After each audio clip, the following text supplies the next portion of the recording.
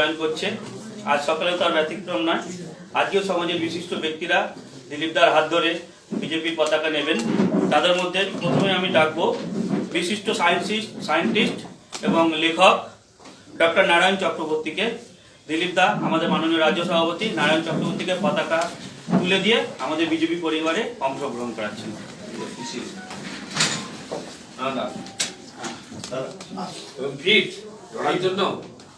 ইট পাথর পড়ে যেতে গেছেন তো মাস্টার মশাই বলে আর কেউ মানবে না তখন। भारत माता की जय, वंदे मातरम, बीजेपी जिंदाबाद, नरेंद्र मोदी जिंदाबाद, जेपी नड्डा जिंदाबाद, दिलीप घोष जिंदाबाद, दिलीप घोष जिंदाबाद, भारतीय जनता पार्टी जिंदाबाद। বিশ্বের সবচেয়ে বড় রাজনৈতিক পরিবারে নারায়ণ বাবুকে আমি আমন্ত্রণ করছি, স্বাগত। এবার ডেকে নেব অরূপ চৌধুরী মহাশয়কে। অরূপ চৌধুরী মহাশয় ওয়েস্ট বেঙ্গল আউটডোর অ্যাসোসিয়েশনের প্রেসিডেন্ট। অরূপদাকে দিলীপদার লোক আছে কি ব্যাপারটা ঘোষণা করো। অরূপদার সঙ্গে ওনার অ্যাসোসিয়েশনে আরো বিশিষ্ট ব্যবসায়ীরা আছেন। কতজন মেম্বার আছেন, সবাই জয়েন করছে কিনা? না না, সবাই না, ধরুন 50% এর মতো 50%। তার মধ্যে কতজন হবে? भारत माता की जय, वंदे मातरम, बीजेपी जिंदाबाद। এবার ডেকে নেব অভিজ্ঞ মহাশয়, হাইকোর্টের বিশিষ্ট আইনজীবী অভিজ্ঞতা আসবেন। Debjani Ganguly media professional, Arup Maitra IT consultant. তিনজনকে একসাথে ডেকে নিচ্ছি। পরিচয় দাও, একজন যিনি আইনজীবী আছেন হাইকোর্টের, উনি আছেন। একজন আছেন আইবিএম এর, উনি ইউকে তে ছিলেন। আর ইনি হাওড়া থেকে না, ওনারা সব কলকাতায় আছে, হাওড়া সব। আমরা দাদা নিয়ে চলো স্লোগান দাও। भारत माता की জয়, भारत माता की जय, बीजेपी जिंदाबाद, बीजेपी जिंदाबाद, भारत माता की জয়। ধন্যবাদ। লাগতে হবে পুরো টিমের সঙ্গে। হ্যাঁ, এবারে তৃণমূল কংগ্রেস থেকে সুজিত প্রামাণিক দাকে ডেকে নেব। সুজিত প্রামাণিক দা গোসাবা ব্লকের দুবারের ব্লক প্রেসিডেন্ট ছিলেন এবং দুবারের বিধানসভার ক্যান্ডিডেট ছিলেন। সুজিত দার নেতৃত্বে প্রায় 100 লোক, বাইরেও অনেক আছে এবং এখানে বিশিষ্ট কিছু নেতা আছেন। পার্থ সরকার তরফদার আছেন, অসীম দা আছেন, নারায়ণ চন্দ্র দাস আছেন, নিমাই চন্দ্র আরি আছেন, নিশিকান্ত পাড়ি আছেন, পাত্রী আছেন। তাদের সকলকে মঞ্চে ডেকে নিচ্ছি। नाम बोले सबाई আসবে মনে। বাইরে করলে না, কারণ সবাই দেখতে পেতো, ঘরের মধ্যে কোনো ঢুকিয়ে সেই দরকার নেই। আমাদের সামনে বেরিয়ে দিতে হতাম না, দুজন চাকরি করে ওরা দেখতে পাচ্ছে না। মাইক দরকার নেই, এমনি আমাদের মাইক একটু মজা নেই। হাত ধরো, হাত ধরো, সবাই হাত দিয়ে। भारत माता की जय, भारत माता की जय, बीजेपी जिंदाबाद, बीजेपी जिंदाबाद, बीजेपी जिंदाबाद, भारत माता की জয়। ধন্যবাদ। তাহলে সুন্দরবন কাঁপতে তো জোড়া ফুল নয়, এক ফুল।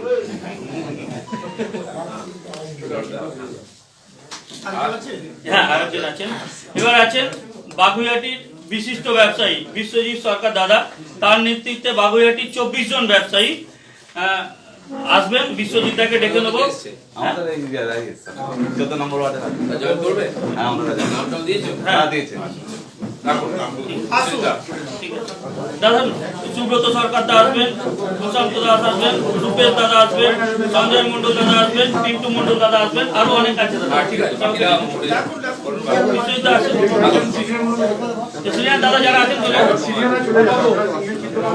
বাইরে শঙ্কর দা আছেন, শঙ্কর দা আছেন, সুব্রত দা আছেন, শ্যামল দা আছেন, যাতায়াত করতে হবে। অভিরূপ দা আছেন, বিনোদ দা আছেন।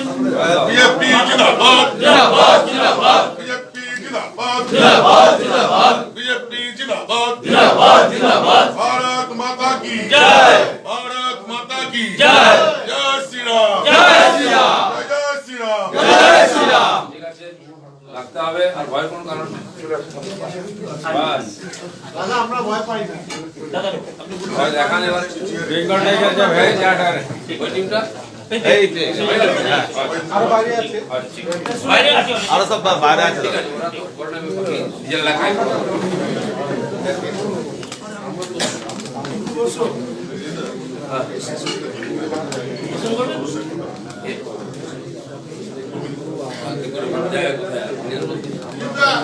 হ্যাঁ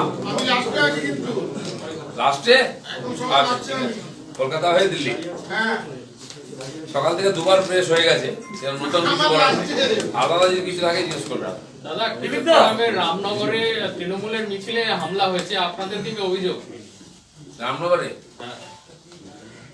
আমাদের লোকেরা হামলা করছে এত শক্তি এখন আমাদের হয়নি বোধহয় তো সেই জন্য জানি না কে হামলা করেছে টিএমসির মধ্যে কে মূল কে তৃণমূল কে নির্মূল বুঝাই যাচ্ছে না কে কাকে মারছে তো তাদের দায়িত্ব ঠিক করে দেখা আমাদের হামলা করার দরকার নেই অমিত শাহজি যা বলেছে তা সর্বৈব অসত্য, ভুল তথ্য দেওয়া হচ্ছে, তাকে মিসগাইড করা হচ্ছে, কি বলবেন?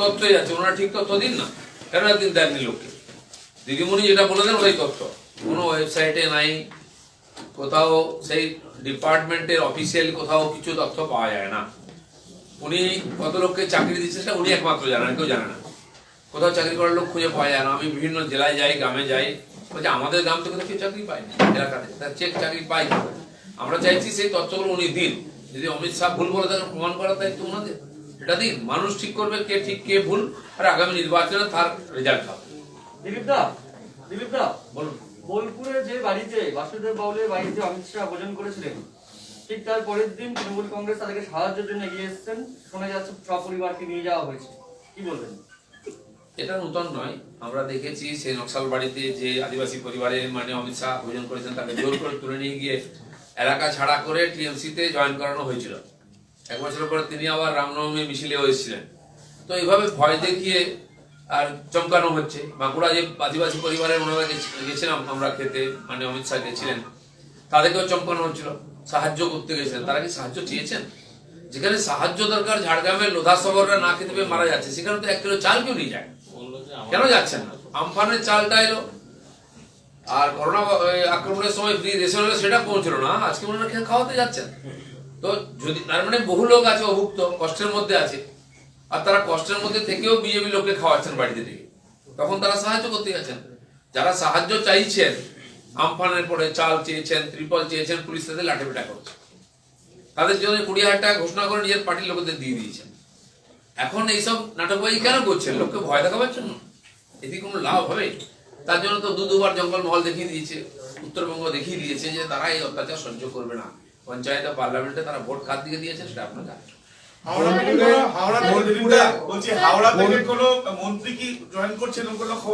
আমি জানি না হাওড়ার দুজন আমার দুপাশে আছেন তারা বলতে পারবে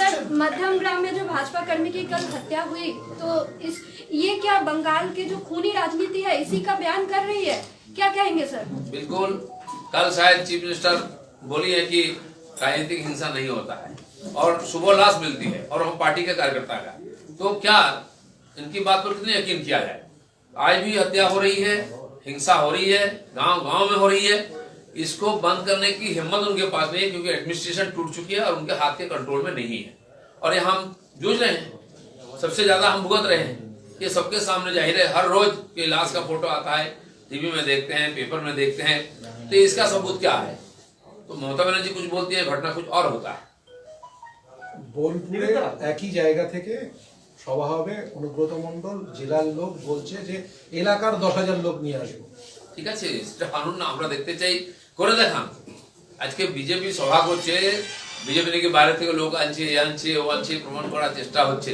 ওনারা করে দেখান ওনাদের হাত শক্তি আছে সামর্থ্য আছে চিন্তা করছেন কেন কত হাজার লাখ লোক আসবে নাকি আমি জানি না কতজন আসবে কিভাবে আসবে হওয়া উচিত আর প্রত্যেক পার্টি নিজস্ব প্রোগ্রাম করার অধিকার আছে করবে কিন্তু বিজেপি করলে ওনাদের করতে হবে বিজেপি ঝান্ডা বাঁধলে ওনাদের ঝান্ডা বাঁধতে হবে এটা কি ধরনের আইন আজকে বিজেপিকে ওনারা ফলো করছেন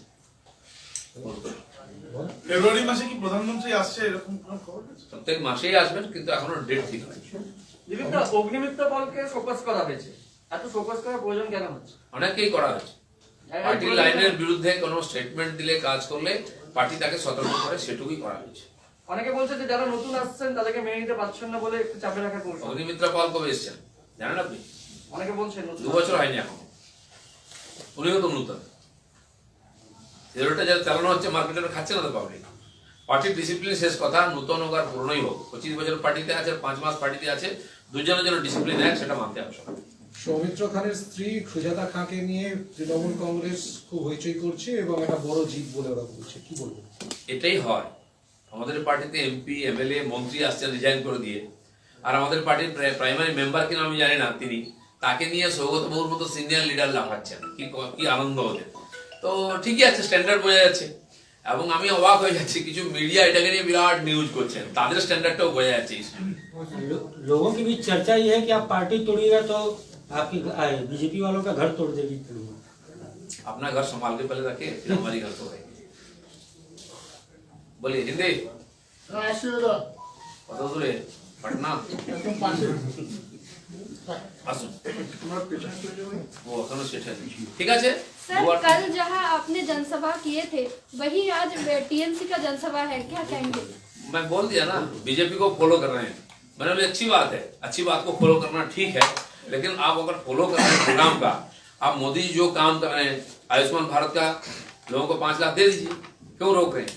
किसानों को 6000 रुपया किसान सम्मान निधि मोदी जी दे रहे हैं, क्यों रोक रहे हैं? दे दीजिए। आवास योजना का घर और शौचालय भी दे दीजिए, क्यों कटमानी ले रहे हैं? अच्छा काम में फॉलो करिए ना। ऐसे पीछे सभा करके भाजपा को कोई नहीं रोक पाएगा, ना कोई रोक पाएगा। আজকে একটা সুপ্রিম কোর্টে সিআই এর জনস্বার্থ মামলা হয়েছে, সেখানে রাজ্যের যে আইন শৃঙ্খলার পরিস্থিতি, এই পরিস্থিতিতে ইলেকশন ঠিকঠাকভাবে করানোর জন্য, মানে অবাধ এবং শান্তিপূর্ণভাবে করানোর জন্য একটা জনস্বার্থে মামলা হয়েছে। এবং রাজ্যের পরিস্থিতি, আইন শৃঙ্খলা, যে বিজেপি কর্মী সমর্থক মারা যাচ্ছেন, সেই বিষয়টাও জানানো হয়েছে। স্বাভাবিক আছে, এটা আজকে সবার মনে চিন্তা, যে ধরনের হিংসা, উত্তেজনা, ভয়ের পরিবেশ তৈরি হয়েছে বা হচ্ছে, করা হচ্ছে, তাতে উগ্রপন্থীরা ধরা পড়ছে পশ্চিমবাংলায় জেলায় জেলায়, বঙ্গবন্ধুকের কারখানা পাওয়া যাচ্ছে। সাধারণ মানুষের চিন্তা যে আমরা গণতান্ত্রিক অধিকার প্রয়োগ করতে পারবো কিনা, শান্তিপূর্ণ নিরপেক্ষ ভোট সম্ভব কিনা। তাই বিভিন্ন মানুষ মতামত দিয়ে আমাদেরকে জিজ্ঞেস করছে, সাংবাদিকরাও মাননীয় গৃহমন্ত্রীকে জিজ্ঞেস করেছেন। আজকে অনেকে কোর্টে যাচ্ছেন, তো আমার মনে হয় কোর্ট যেমন আছে, সঙ্গে সঙ্গে নির্বাচন কমিশন আছেন, তাদেরকেও জানানো দরকার আছে। তারা এই সমস্ত রিপোর্টের উপরে নির্ণয় নিই। যদি 11 সালে প্যারামিলিটারি ফোর্স দিয়ে নিরপেক্ষ নির্বাচন হতে পারে, 21 সালে কেন হবে না? আর সেদিকেই যাচ্ছে, তো কোর্টে গেছে, নিশ্চয়ই কোর্ট তার বিচার করবেন, কিন্তু এটা সাধারণ মানুষের মনের কথা। अच्छा, क्या राष्ट्रपति शासन के तहत चुनाव होगा? इतना ही मालूम हमको, ना हमारे हाथ में है राष्ट्रपति शासन जारी करने का, ना हम डिमांड किए हैं। बीजेपी की इसकी जरूरत ही नहीं पड़ेगी। जैसे कि जनमत, लोगों की जो इच्छा जाहिर हो रही है जिस प्रकार से परिवर्तन की तरफ, और वो होगा, और इसकी व्यवस्था चुनाव कमीशन को करना पड़ेगा। चलो।